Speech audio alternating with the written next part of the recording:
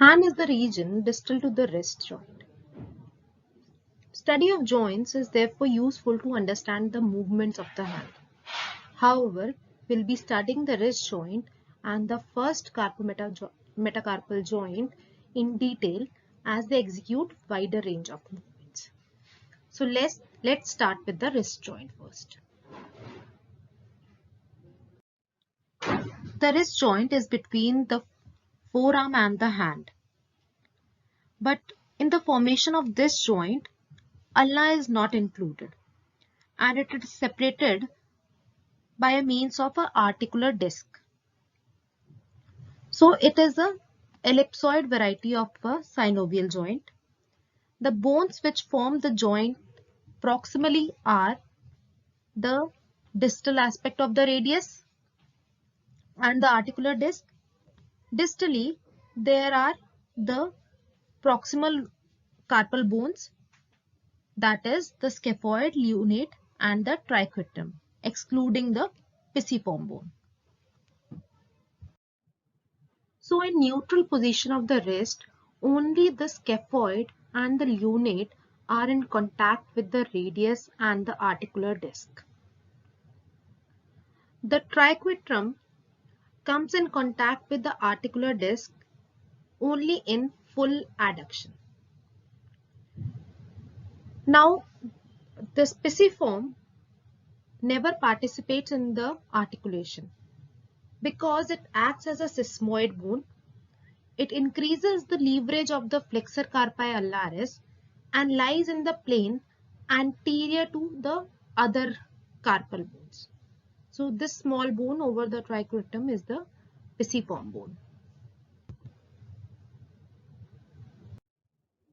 So like any other synovial joint, the capsule of the wrist joint is also dual layered and the fibrous capsule is attached to the radius ulna and to the proximal row of the carpal bones, and the inner layer, which is the synovial membrane, lines the inner surface of the capsule.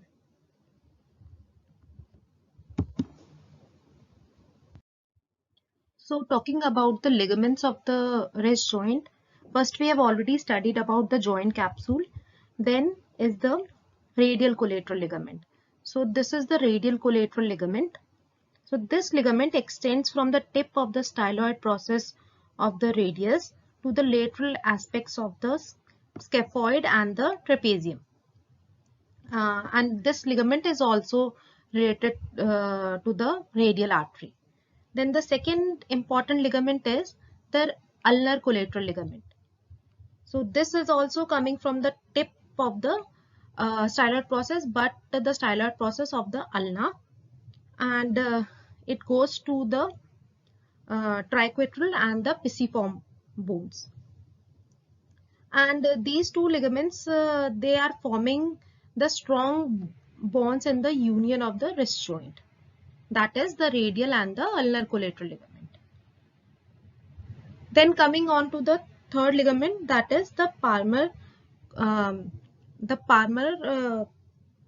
radiocarpal ligament. So this is the palmar aspect of the hand, and if we see that this palmar radiocarpal ligament extends from the anterior margin of the lower end of the radius to the anterior surface of the scaphoid, lunate as well as the triquetral bones.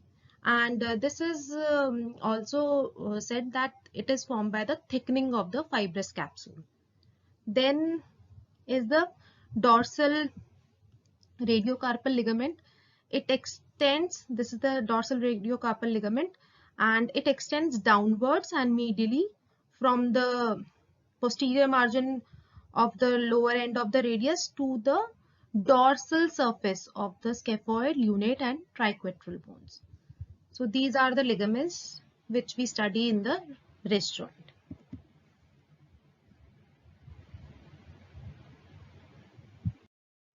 Now the movements of the wrist joint. Since wrist joint is a biaxial joint, so the movement occurs in two axes. First is the anterior posterior axis and second is the horizontal axis. So in horizontal axis, extension and flexion takes place, and in anterior posterior axis, adduction and abduction takes place. Now, talking about the first movement is the flexion. So the range of this movement is 85 degrees, and the joint underlying this movement are the radiocarpal joint as well as the midcarpal joints. So we know that the midcarpal joint is formed between the proximal and the distal row of the carpal bones. Now this movement is mainly involving the flexor carpi radialis, the flexor carpi ulnaris, and the palmaris longus. Secondly, if we talk about extension, the range of movement is around 85 degrees. The principal extensors are extensor carpi radialis longus, extensor carpi radialis brevis, extensor carpi ulnaris. In addition, some of the extensors of the fingers also assist in this movement. The third movement is adduction. So, deviating the palm towards the ulnar aspect, or it is also known as ulnar deviation. The range of movement is around 45 degrees, and this is assisted by flexor carpi ulnaris and extensor carpi ulnaris. Now lastly, the movement is abduction or the radial deviation. The movement is only allowed to 15 degrees because the lower limit of the radial styloid process is below the ulnar styloid process. So this limits the range of movement. Now sometimes circumduction is thought of in wrist joint, but it is a misnomer. Actually, circumduction only takes place in a multi-axial joint. So wrist joint is not a multi-axial joint, it is a biaxial joint, and combination of all these movement is taking place, but that is not circumduction.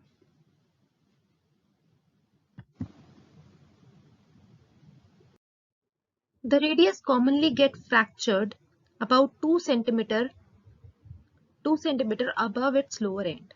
This fracture is caused by a fall on an outstretched hand. This distal fragment of the radius is displaced upwards, and if this distal fragment is displaced anteriorly, it is known as the Smith's fracture. And in Colles fracture, the Colles fracture is very common, and the patient shows a dinner fork deformity. So here we can see, if this is a fork, the patient is showing a dinner fork deformity. The Smith's fracture is very less common, and it is the fracture of the distal end of the radius, and the distal fragment is displaced anteriorly. It is comparatively less common, and the patient has a garden spade like deformity, and it is seen when the patient falls on a dorsum of the hand. Now coming on to the joints of hand. The joints of hand are intercarpal, midcarpal, carpometacarpal, then metacarpophalangeal and interphalangeal. So these are the joints of the hand.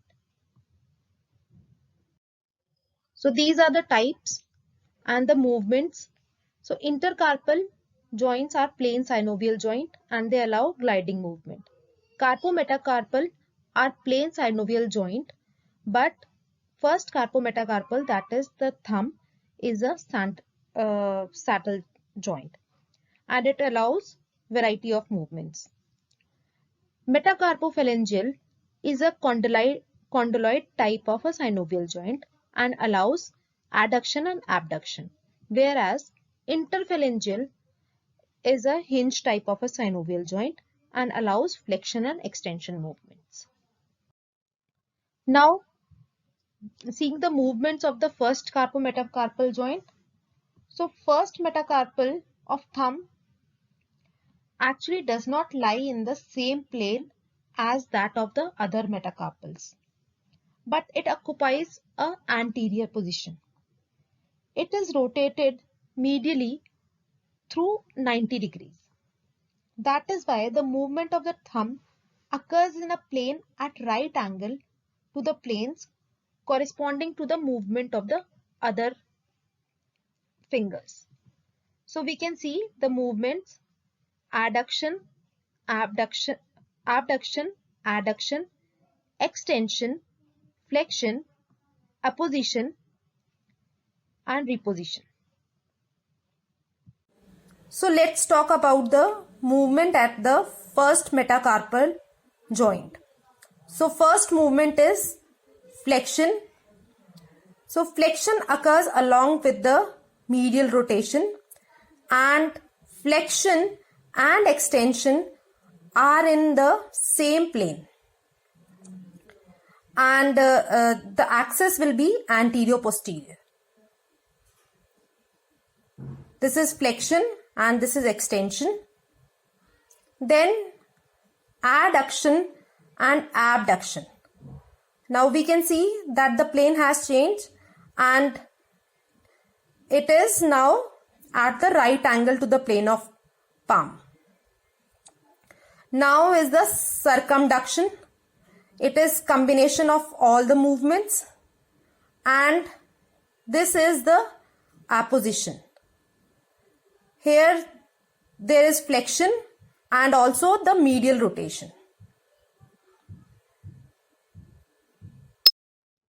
Now to see the ligaments in the metacarpophalangeal joints, first is the capsular ligament. So this is again the palmar or the anterior view, and this is the dorsal view.